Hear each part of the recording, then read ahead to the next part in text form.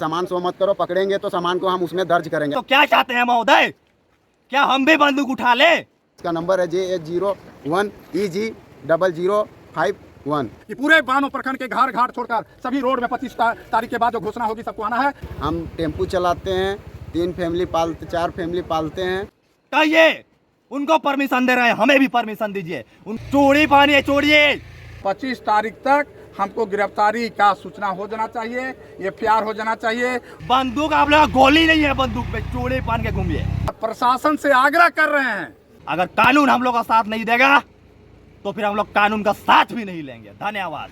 तैयार और कल से पूरे गांव में इस जनसभा का सूचना होगा। सोहदे मोह सोहदे नदी थाना बानो के अंतर्गत न्यूज धरातल के पत्रकार प्रदीप लोहरा को शुक्रवार शाम 19 तारीख को सीने पर बंदूक तानकर घुटने पर बैठा कर लात मारा गया। बात एक पत्रकार की है और जब बात पत्रकार किया जाए तो हम छोड़ेंगे नहीं किसी को, चाहे वो झारखंड का मामला हो, चाहे यूपी बिहार महाराष्ट्र या ऑल ओवर इंडिया की हो। कोई भी पत्रकार के साथ में कोई घटना घटती है तो हम उसके साथ खड़े रहेंगे। आज ये घटना जो घटी है ये है झारखंड का, थाना बानो के अंतर्गत आता है और यहाँ पे जो है नासिर अंसारी करके जो गौ तस्कर का काम करता है, गौ रक्षक के नाम पे गौ तस्कर का काम करता है। हालांकि इस गौ तस्कर के मामले में हिंदू भी शामिल है और मुसलमान भी शामिल है। ये आए दिन आप खबरें देख रहे होंगे, लेकिन मैं बताना चाहूंगा कि एक पत्रकार के साथ में एक पत्रकार को घुटने पर बैठा कर उसके छाती पर बंदूक तानकर उसको लात मारा गया। प्रशासन की तो हार है, इस देश की सरकार और प्रशासन की हार है, संविधान की हार है। ये तो घुटने पर लाया जा रहा है। ऐसे लोगों के खिलाफ हम एक तरफ खड़े रहेंगे और उनको छोड़ेंगे नहीं किसी भी हालत में। तब आपको दिखाते हैं पूरा मामला क्या घटना है और फिर हम लोग आगे बात करेंगे। चलिए सुनते हैं क्या घटना घटी और कैसे घटी। मेरा नाम प्रदीप लोहरा है और मैं न्यूज धरातल का एक पत्रकार हूं, जिसको संविधान में भारत देश का चौथा स्तंभ कहा गया है। शुक्रवार शाम को यानी कि 19 तारीख को हम लोग मेरे मित्र राशिद के साथ, इधर आगे एक दुकान है, इधर दिखाइए कैमरामैन महोदय, यहाँ पर दुकान है आगे एक, वहाँ से बच्चों के लिए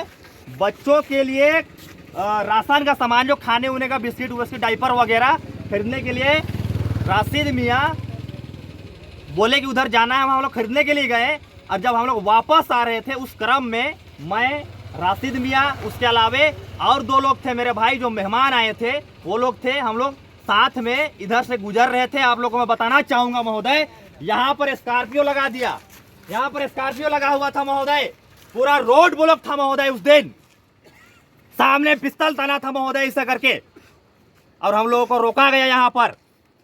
यहाँ रोका गया हम लोग चारों जन को, और पिस्तल के दम पर, बंदूक के दम पर ये लोग हमको घुटना का बल गिरा दिए यहाँ पर, और राशिद को फेंकने का प्रयास किया नदी में। किसी तरह मैं हाथ जोड़कर, मुझे भी ऐसे घुटना टेकाकर दिखाइए कैमरामैन महोदय, ऐसे घुटना टेकाकर मुझे छाती में लात मारा गया बंदूक सटा करके। और प्रशासन के पास जाने पर बार बार बयान बदली करने के लिए कहा जा रहा है। आखिर प्रशासन किसका दबाव में आ रहा है? अगर आप सही चीज स्वीकार नहीं कर सकते हैं तो आप लोगों को थाना में रहने का, बानो थाना में हम लोग का क्षेत्र में रहने का कोई अधिकार नहीं है। आप लोग ऐसे माफियाओं को, गौ माफिया, साला ये लोग गौ तस्कर है, बहुत बड़ा गौ तस्कर है, हथियार पकड़ के खुलेआम रात में घूमता है। ऐसा गौ तस्कर है ये लोग, बंदूक पकड़ करके कानून को हाथ में लिया है महोदय। हमारे ऊपर ताना गया है चौथा स्तंभ के ऊपर। मैं एक सामाजिक कार्य करता हूं, देखिए मेरे समर्थन में कितने लोग अभी हैं। अगर ऐसा ही होता रहा तो हम लोग कहाँ जाएंगे महोदय? चौथा स्तंभ कहाँ जाएगा? इसको उठा करके नदी में फेंका जा रहा था, दिखाइए कैमरामैन महोदय, नदी में गहराई कितना है दिखाइए। यहाँ पर उठा करके साइड में लाया गया था राशिद मियाँ को। देखिए यहाँ पत्थर वगैरह फेंकने के बाद क्या होगा महोदय, क्या होगा बताइए? कौन लेगा हम लोग का जान का रिस्क? बंदूक पकड़ के घूम रहे हैं ये लोग, और पुलिस प्रशासन आता है तो ये लोग घर के अंदर घुस जाते हैं। पुलिस को फोन करने पर कहते हैं पता नहीं कहां चल गया। अगर आप लोग नहीं पकड़ पा रहे हैं महोदय तो हम लोग को दीजिए आज्ञा, हम लोग के पास क्षमता है, हम लोग पकड़ करके ले जाएंगे थाना। आपको पकड़वाएंगे, सौंपेंगे आप लोग को। अगर नहीं सक रहे हैं तो कहिए। ऐसा नहीं चलेगा महोदय। अन्यथा अगर उधर से हथियार उठ रहा है, अगर शांति कायम करने के लिए अगर हम लोग भी हथियार उठाने लगे तो विधि व्यवस्था क्या होगा भारत देश का, झारखंड का, हम लोग गांव का, कैसे माहौल क्या होगा? सब लोग हथियार पकड़ घूमेंगे खुलेआम तो क्या होगा महोदय? कौन देगा जवाब इसका? गिरफ्तारी कब होगा? उनका हथियार कब निकलेगा महोदय? गिरफ्तार क्यों नहीं कर पा रहे हैं महोदय? माओवादी गिरफ्तार हो जा रहा है महोदय। यह साला लात मार रहा है मेरे छाती में, चौथा स्तंभ के ऊपर। यह चीज स्वीकार नहीं किया जाएगा।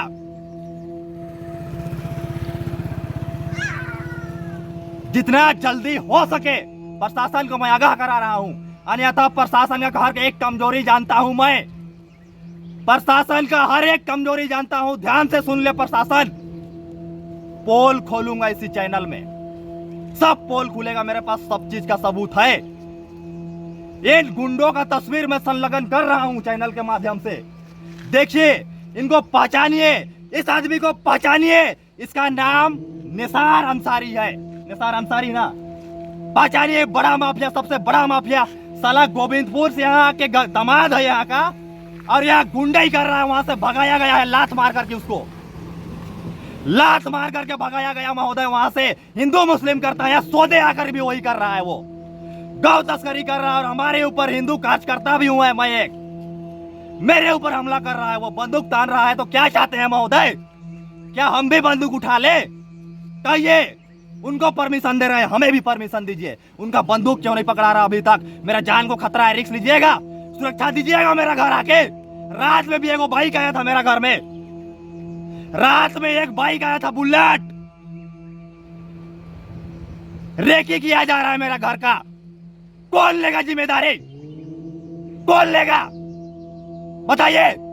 अन्यथा हम लोग भी अब जो है कि जैसा वो लोग कर रहे हैं, हमें मजबूर ना किया जाए, अन्यथा यहाँ का शांति व्यवस्था भंग होगा। जिम्मेदार सिर्फ और सिर्फ प्रशासन होगा। प्रशासन नपुंसक हो गई है, नपुंसक हो गई है प्रशासन। कोई दम नहीं है। साला अपराधी खुलेआम घूम रहा है, आप गिरफ्तार नहीं कर पा रहे हैं महोदय। क्या पुलिस वाला है आप लोग? कौन सा पुलिस वाला है आप लोग? बताइए, कौन सा पुलिस वाला है आप लोग? चूड़ी पहनिए, चूड़िए, बंदूक आप लोग, गोली नहीं है बंदूक पे, चूड़ी पहन के घूमिए। ये इसके ऊपर एकदम आवश्यक कार्रवाई, और जितना जल्दी हो सके कार्रवाई करना पड़ेगा, अन्यथा आप लोग तैयार रहिएगा। अगर कानून हम लोग का साथ नहीं देगा तो फिर हम लोग कानून का साथ भी नहीं लेंगे। धन्यवाद। फोन निकाल के बंद करो फोन को सबसे पहले। जख्म छूट गया, पूरा शरीर में दर्द है, गला में पूरा भयानक टाइप से जाम हो गया, गला दर्द है अंदर अंदर में पूरा शरीर में। ये लोग सामान हम लोग अपना आँख से देखे हैं कि पिस्टल है इन लोग के पास में, और हम लोग को सटाया। हम लोग 5 लड़का थे। इसका घर में जो प्रदीप लोहरा के यहाँ मेहमान आया था वो लड़का लोग था, और हम अकेले थे मुसलमान में, और मेरे साथ और कोई भी नहीं था। और हम लोग आए हैं और इधर मार पीट करके, और हमको इस पुल से नीचे फेंक रहा था, हमको भी और प्रदीप जी को भी फेंक देंगे। और बोला गया कि सबको लाइन से खड़ा करके गोली मार दिया जाए। इन लोग को किसी तरह हाथ पैर जोड़ के, किसी तरह छूट छाट के हम लोग भागे। थाना गए, थाना में आवेदन दिए। आवेदन देने के बाद हम लोग को हॉस्पिटल भेजा। हॉस्पिटल में डॉक्टर भी बोले कि इतना ज़्यादा मार दिया है जी, आपको बहुत ज़्यादा मार दिया। 2 को सुई लगा, हमको दवा हुआ दिए, वहाँ ट्रीटमेंट हुआ मेरा। फिर थाना गए, रात भर हम लोग को बोला कि जाओ घर। हम लोग डर में घर नहीं गए क्योंकि ये लोग के पास में सामान था, कभी भी मार सकता था ये लोग, इसीलिए हम लोग घर नहीं गए। छोटा मेरा 3 बच्चा है, मेरा माँ भी नहीं है, बाप भी नहीं है। इसी का वजह से ये लोग हमको जब बहुत ज़्यादा मारा कि ये कुछ नहीं कर पाएगा बोल के बहुत ज़्यादा हमको मारा। और उसके बाद फिर जब थाना फिर हम लोग को सुबह बुलाया गया, तो हम लोग 7 बजे जब थाना गए तो बोला कि ये आवेदन नहीं चलेगा, दूसरा लिख के दो। तैयार और कल से पूरे गांव में इस जनसभा का सूचना होगा। सभी मैं मीडिया के माध्यम से बताना चाह रहा हूं कि पूरे बानो प्रखंड के घर घाट छोड़कर सभी रोड में 25 तारीख के बाद जो घोषणा होगी सबको आना है। एक सांकेतिक हम लोग का उस दिन सभा होगी, व्यवस्था संबंधित पूरे शांति, हम प्रशासन का पूरा सहयोग करेंगे। और प्रशासन से आग्रह कर रहे हैं, हमें प्रशासन से लड़ना झगड़ा नहीं है, प्रशासन से हम आग्रह सूचना दे रहे हैं 25 तारीख तक हमको गिरफ्तारी का सूचना हो जाना चाहिए, FIR हो जाना चाहिए, उनका बिना लाइसेंसी हथियार जब्त होना चाहिए, गाड़ी जब्त होना चाहिए। अगर नहीं हो रहा है तो हम लोग 25 तारीख के बाद उसी दिन तिथि तय करेंगे और अनिश्चितकालीन हम लोग रोड जाम करेंगे ना, पूरा रोड पर ही खाना पीना बनेगा, पूरे रोड जाम रहेगी। प्रशासन को हम मीडिया के माध्यम से सूचना दे रहे हैं। जिस तरह से आपने सुना, यहां पर पत्रकार हो या कोई और, अगर देश के चौथे स्तंभ को गिराने की कोशिश करेगा, पत्रकारों के खिलाफ जाएगा, उसे हम छोड़ेंगे नहीं। आजकल हम देख रहे हैं कि जातियों का पत्रकार बन चुके हैं, धर्म के जो है पत्रकार बन चुके हैं। अगर धर्म के पत्रकार बनना है, जाति का पत्रकार बनना है, तो अपने जाति में जाओ, अपने समाज में जाओ, अपने धर्म में जाके बात करो, पत्रकारिता छोड़ दो, चौथे स्तंभ को बदनाम करना छोड़ दो। अगर ऐसे लोग अगर करते हैं, इन लोगों को भी नहीं छोड़ेंगे। चाहे ये ऐसे लोग सिर्फ दलाली करने आए हैं, पत्रकारिता नहीं, पत्रकार को बदनाम करने आए हैं, चौथे स्तंभ को गिराने आए हैं, ऐसे लोग को भी हम नहीं छोड़ेंगे। ऐसे लोगों को भी रडार पे रखेंगे। एक तैयारी हम कर चुके हैं, हम जो है एक बेहतर तैयारी कर रहे हैं, जिसमें आप जहां से भी हमें सुन रहे हैं, देश के किसी भी कोने से देख रहे हैं, सुन रहे हैं, आप हमारे दिए हुए नंबर पे आप नंबर सेव कीजिए और हमारे साथ जुड़िए। और पत्रकारों के खिलाफ हम लड़ने के लिए तैयार, पत्रकारों के खिलाफ जो भी लड़ेगा उसके खिलाफ हम लड़ने वाले हैं। उनके सब पत्रकारों के साथ हम खड़े रहेंगे। अगर पत्रकारों के साथ कोई दुर्व्यवहार होता है तो हम साथ में हैं। कानून हो कोई भी हो, अगर पत्रकार गलती करता है तो साबित करो, पत्रकार गलती करता है तो साबित करो और बताओ कि नहीं, हाँ पत्रकार ने गलती किया है, उसका सबूत गवाह लाओ, फिर उसके बाद में जो कार्रवाई हो आप करिए, क्योंकि हर गलती करने वालों को सजा मिलनी चाहिए। संविधान का कानून जो है सबके लिए एक है, संविधान सबको एक बराबर रखता है। तो यहाँ पे अपराधियों की संख्या इतनी बढ़ती क्यों जा रही है? प्रशासन चूड़ियां पहन रही है, प्रशासन जो चूड़ियां पहन रही है, तो बंदूक रखो, वर्दी रखो अपने घर पे, यहां पे नहीं। अगर आपको वर्दी मिली है तो उसका सम्मान करो, वो ड्यूटी करो आप, वरना छोड़ के अपने घर बैठो। एक पत्रकार निष्पक्ष आवाज उठाता है। एक पत्रकार को कौन सैलरी देता है? एक पत्रकार को तनख्वाह कौन देता है? एक पत्रकार का घर कैसे चलता कोई पूछता है? नहीं। लेकिन पत्रकार अपने रिस्क पे, अपने दम पे आवाज उठाता है। समाज में इस देश के खिलाफ अगर चल रहे अन्य काम बोले तो अपराध हो गया, षड्यंत्र हो गया, भ्रष्टाचार हो गया, ऐसी बहुत सारे मुद्दा है जो एक पत्रकार उठाता है। समाज के जो दलित, कुचले, दबे हुए लोग हैं, उनकी आवाज बनकर पत्रकार आवाज उठाता है। क्या गुनाह करता है पत्रकार? क्या पत्रकार अपराध करता है? कौन है जो पत्रकार के लिए आवाज उठाता है? पत्रकार सबके लिए पहले आवाज उठाता है। अब पत्रकार की बारी आई तो सब लोग दुम दबा के बैठे हैं। मैं चाहूंगा कि आप लोग आवाज उठाइए, आइए हमारे साथ जुड़िए और पत्रकारों को हो रहे अन्याय को आगे बढ़ाते हैं।